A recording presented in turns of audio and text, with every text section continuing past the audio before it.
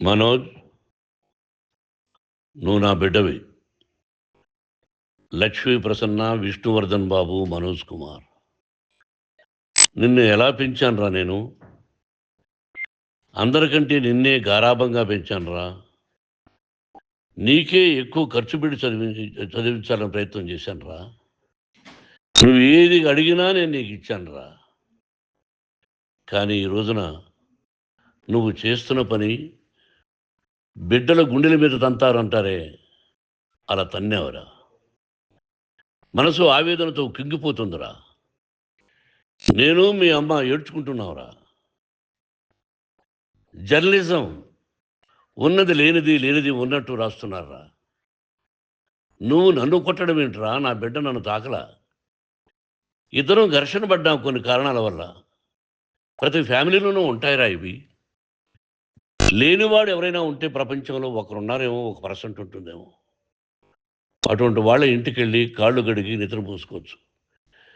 భారత భాగవత రామాయణాలు చూశావు కదరా. ఏమిటిది?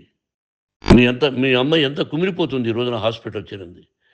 నీ వల్ల హాస్పిటల్ చేరుతాను. చూడు మనోజ్, నీకన్నీ ఇచ్చినా ఈ రోజున నువ్వు నా గుండెల మీద తనడమే కాకుండా అపకీర్తి తీసుకొచ్చావు. ఏదేదో రాశావు, ఏదేదో చెప్తున్నావు. కొంతమంది జర్నలిస్టులు ఉన్నది లేనిది, లేనిది ఉన్నట్టు రాసేవాళ్ళ తత్వం వాళ్ళకి. ఎందుకంటే టీఆర్పీ పెరగాలి. ఇది వాళ్ళ నైజం. మనం మార్చలేము. వాళ్ళందరి మీద మన కోర్టుకు వెళ్ళలేము. వాక్ స్వాతంత్రం అంటారు, ప్రజాస్వామ్యం అంటారు. ప్రజాస్వామ్యంలో కూడా కొన్ని హద్దులు ఉన్నాయి. ఇది నీకు తెలుసు అనుకున్నా. ఎంత మంచి నటుడివి నువ్వు. నీ భార్య మాటలు విని తాగుడుకు అలవాటు పడిపోయావు. వింటున్నావా మనోజ్? ఎవరిని నమ్మాలో ఎవరిని నమ్మకూడదో పరిస్థితి తీసుకొచ్చావు. విద్యాలయాలు ఎంత గొప్పవిరా. మనం 25% కులమతాలకు అతీతంగా ఫ్రీ ఎడ్యుకేషన్ ఇస్తున్నాంరా. క్యాస్ట్ అనేది తీసేసానురా 92లో ప్రాస్పెక్ట్స్లో. నువ్వు చదువుకున్నావురా. అక్కడ చదువుకున్న బిడ్డలు ఐఏఎస్, ఐపీఎస్ అయ్యారురా.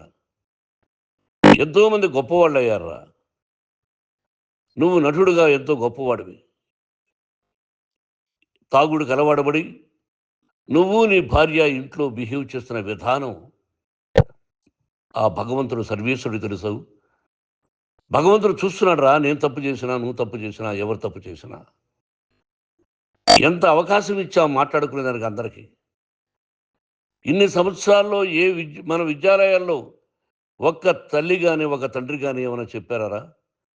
ఆ బిడ్డలు మన బిడ్డలు రా. మీరెంతో నాకు అక్కడ ఉన్నవాడు కూడా నా కూతుర్లు, నా కుమారులు. ఎంతమందికి ఫ్రీ ఎడ్యుకేషన్ ఇస్తున్నావు. వాళ్ళ దగ్గర ఏది ఆశించలా. నువ్వు ఎందుకు ఇలా తయారైపోయావు? ఎందుకు ఇంట్లో ఉండే పని వాళ్ళందరినీ కొడుతున్నావు? పనివాడు వాడు పని చేసుకోవడానికి మన ఇంటికి వచ్చాడు రా. ఆ పనివాడిని కొట్టడం చాలా మహాపాపంరా. నేను వేరురా. నేను దండించడం వేరురా. నేను ఎవరిని ఆ చిన్న చిన్న వాళ్ళని కొట్టి అజ్జేసి ఇచ్చేసి చేయలేదురా. సినిమా ఇండస్ట్రీలో మోహన్ బాబు కొడతాడు, తిడతాడు అంటే అది షూటింగ్లో జరిగి ఉండొచ్చేమో. కానీ ఇంట్లో ఉండి 10 సంవత్సరాల నుంచి 20 సంవత్సరాల నుంచి పనివాళ్ళు ఉన్నారు. నేను ఇంట్లో లేని సమయంలో వాళ్ళందరినీ కొట్టి వాళ్ళ ఫోన్ లాక్కొని ఒకడైతే చచ్చిపోవాలి. వాడు పోలీస్ కంప్లైంట్ ఇచ్చి ఉండొచ్చు. నేను వద్దు అని వాడిని బతిమాలాడు. పోలీస్ కంప్లైంట్ కూడా ఇవ్వలా. ఇంకైనా నువ్వు నీ భార్య మారి బయట ఉండండి రా అన్నాను నేను. లేదు డాడీ, తప్పు చేయలేని ఒకసారి వచ్చావు, మళ్ళీ తప్పు చేశావు, మళ్ళీ వెళ్ళావు, మళ్ళీ ఈసారి తప్పు చేయనన్నావు. ఏమండి వీడు తప్పు చేయడం అని మీ అమ్మ చెప్పింది. ఇంట్లో పెట్టుకున్నా.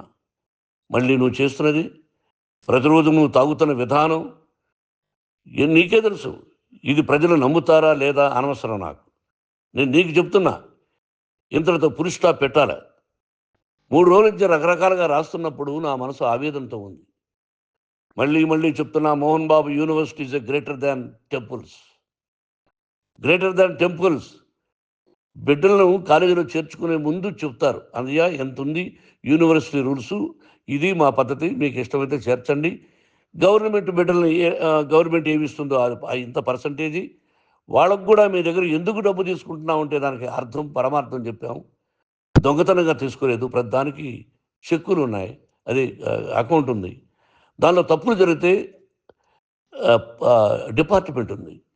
కాలేజీలో ఇంకేదైనా తప్పు జరిగితే గవర్నమెంట్ ఉంది. ఇవన్నీ నీకు తెలుసు. ఈ రోజున ప్రపంచంలోనే నంబర్ 1గా చేయాలని మీ అన్న కష్టపడి ఇతర దేశాల్లో నంబర్ 1 యూనివర్సిటీ టైఅప్ చేశాడు. ఈ రోజు నువ్వు చేసిన విధానం ఏమిటి? నువ్వే ఒకప్పుడు నాకు ఇవి ఏమొద్దు నేను యాక్టింగ్ అన్నావు. ఈ రోజున ఏం చేస్తున్నావు? విద్యాలయాల మీద పడ్డావు. తల్లిదండ్రులు చాలా గొప్పవాళ్ళురా. కొంతమందికి డబ్బు కట్టలేకపోవచ్చు. కట్టని వాళ్ళకు కొంత సహాయం చేసాం. అంతా సహాయం చేయలేము. బ్యాంకుల్లో డబ్బు కట్టాలి. లెక్చరర్స్కి డబ్బులు ఇవ్వాలి. యూనివర్సిటీ బ్రహ్మాండంగా నడపాలంటే మంచి లెక్చరర్స్ కావాలి. ఇవన్నీ తెలిసి చేస్తున్నావురా 32, 33 సంవత్సరాల నుంచి. అది పక్కన పెడితే అందరినీ కొట్టడానికి వస్తావు. మీ అన్నం తిడతావు. ఒక వ్యక్తి వినయ్ గారనే ఆయన వ్యక్తి హెల్ప్ చేయడానికి వస్తే ఆ వినయ్ ఎవరు లజ్జాగుడికి చంపేస్తాను వాడు అన్నావు. ఇవన్నీ ఎంత తప్పురా? అంటే మీ నాన్నగారికి ఎవరు సహాయం చేయడానికి వస్తే వాళ్ళందరినీ లజ్జాగుడుకులు అంటావు. చంపేస్తానంటావు. మీ అన్నను చంపేస్తానన్నావు. చంపరా చూద్దాం మీ అన్న నేనే అన్నా. తాకరా నీ ధైర్యం ఉంటే అన్నా. ఎంతమందిని చంపాలనుకుంటున్నావు? ఎంతమందిని చేయాలనుకుంటున్నావు? నువ్వు ఏం సాధించాలనుకుంటున్నావు? ఆలోచించుకో. ఈ ఇంట్లోకి అడుగు పెట్టడానికి నీకు అధికారం లేదు. ఇది నా కష్టార్జితం.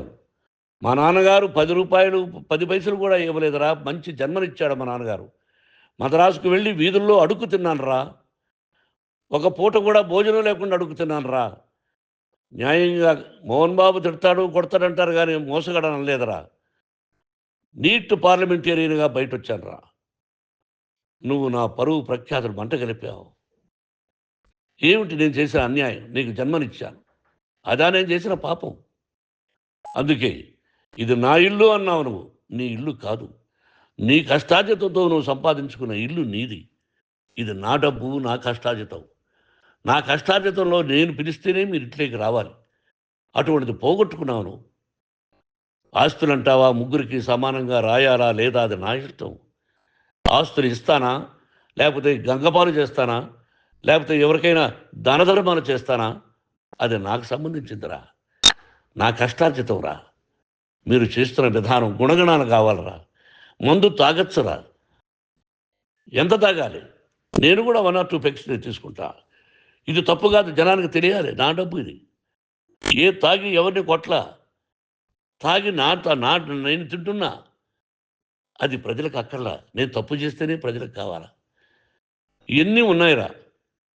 ఇవన్నీ తెలుసుకో. జర్నలిస్ట్ సోదరులారా, మీకు నా గతాన్ని తెలుసు, నా భవిష్యత్తు, నేను ఎక్కడి నుంచి వచ్చాను కూడా మీకు తెలుసు. ఈ రోజున మీరు రాస్తున్న విధానం, నా బిడ్డ నన్ను కొట్టాడన్నారు. ఎంత తప్పు. ఈ రోజున నా బిడ్డ మీద కోపంతో అవును చెప్పచ్చు. కాదు, వాడు నా మీద చెయ్యెత్తలేదు. నేను ఘర్షణ పడ్డాం. ఘర్షణ వేరు, కొట్టుకోవడం వేరు. గాయాలతో హాస్పిటల్కి వచ్చి కుంటుకుంటుగా నడిచాడు. మళ్ళీ ఏమని పోలీస్ స్టేషన్కి వెళ్ళి చెప్పాడు. ఎవరో 2 ఉన్నారు, వాళ్ళిద్దరూ నా మీద దాడి చేశారన్నాడు. నా ఇంట్లో పనిచేస్తున్న వ్యక్తుల గురించి పోలీస్ స్టేషన్కి వెళ్ళి చెప్పవలసిన అవసరం అతనికి లేదు, హక్కు లేదు. పోలీస్ డిపార్ట్మెంట్ కూడా తెలుసుకోవాల్సిన విషయం. నా ఇంట్లో ఉండే వర్కర్స్ మీద నేను కంప్లైంట్ ఇవ్వాలి. నువ్వు పర్మిషన్ లేకుండా నా ఇంట్లోకి నువ్వు చొరబడి ఇల్లు నాదంటూ ఇంట్లో పనిచేస్తున్న వర్కర్స్ మీద కంప్లైంట్ ఇచ్చావు. అది ఎంతవరకు పోలీసు న్యాయమో రూల్సో చూద్దాం. పోలీస్ డిపార్ట్మెంట్ ఇంటికి వచ్చింది. వాళ్ళకి రాశాను ఉత్తరం. అయ్యా, నేను సీనియర్ సిటిజన్ని, నాకు రక్షణ లేకుండా ఉంది. నా బిడ్డ వల్ల నా ఇంట్లో నుంచి నా బిడ్డను పంపించేసి ఇది నా ఇల్లని. వాళ్ళు నాకు సమాధానం ఇవ్వలేదు. ఇవ్వకపోగా ఎవరిని పట్టించుకోలేదు. ఇప్పుడు పోలీసు వాళ్ళు వచ్చి ఏమండి రూల్స్ ప్రకారం నా బిడ్డ ఇంటికి రాకూడదంటే మాకు హయ్యర్ అథారిటీ వాళ్ళు ఫోన్ చేశారు. మీరు ఎవరిని స్టాప్ చేయొద్దండి. బయట నుంచి ఎవరైనా వస్తే వాళ్ళని స్టాప్ చేయండి అన్నారు. 2 రోజుల నుంచి 10 మంది 20 మంది వస్తున్నారు. వాళ్ళు అలా చూస్తూ నిలబడ్డారు. వాళ్ళు ఫోటోలు తీసుకున్నారు. వాళ్ళ మీద మళ్ళీ వదిలేస్తున్నారు. ఎవరిని నిందించాలి? But I give respect to the police department. వాళ్ళకి ఏ అధికారి ఫోన్ చేశాడో, ఆ అధికారికి ఏ పొలిటీషియన్ చేశాడో అది వాళ్ళకే వదిలేస్తున్నా. కాబట్టి వాళ్ళు పోలీస్ కంప్లైంట్ ఇచ్చినా కూడా మేము సంబంధం లేదని అంటున్నారు కాబట్టి నేను నా బిడ్డను నిన్ను నాపు చేస్తున్నా. నువ్వు ఇంట్లోకి వచ్చే అధికారం నీకు లేదు. నువ్వు వచ్చి నీ బిడ్డను తీసుకెళ్ళు. సంతోషం. నువ్వు రాలేదు, నీ బిడ్డను జాగ్రత్తగానే చూసుకుంటావు. Take care your daughter, that's all. మీ అమ్మ హాస్పిటల్లో అడ్మిట్ అయింది.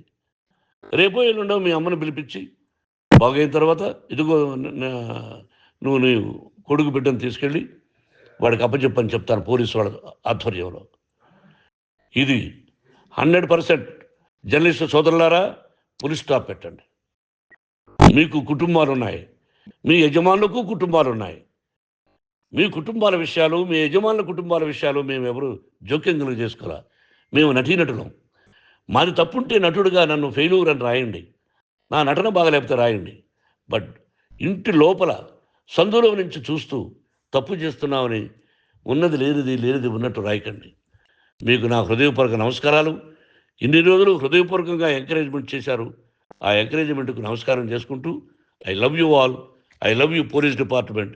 మీరు న్యాయంగా ధర్మంగా నడుచుకోండి, ఎవరికి తొత్తుల్లాగా ఉండొద్దండి అని మనవి చేసుకుంటూ నేను సెలవు తీసుకుంటాను. Thank you very much for all the journalist. ఇక్కడ పులి స్టాప్ పెట్టండి, పులి స్టాప్ పెట్టండి. Thank you very much.